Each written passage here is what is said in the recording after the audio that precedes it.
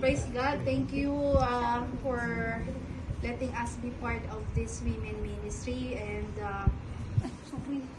be part of this, shall we say, not farewell, but saying, sending you off where God is going to send you. And I don't know Ate Cha personally, but I praise God in her life because I know every event she's very active.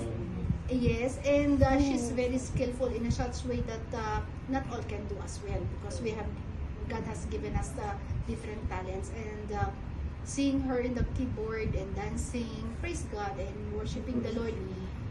You know, the heart of man can be deceitful, but we cannot mock the Lord.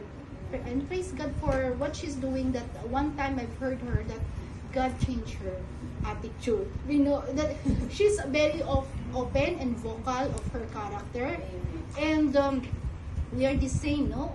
We are not that polished one, but God is still continuing polishing us, and I thank God for she knows how to admit what is her,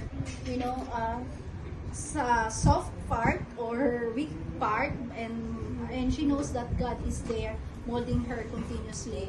And wherever God will place her, as we know, I pray that yes, she will continuously obey the word of the Lord, and that she will continue to give glory to our Lord. Amen. And may God bless the works of your hands, whatever will be your work there, according to the ways of the Lord. And yes, you may be the salt and light wherever the Lord will place you.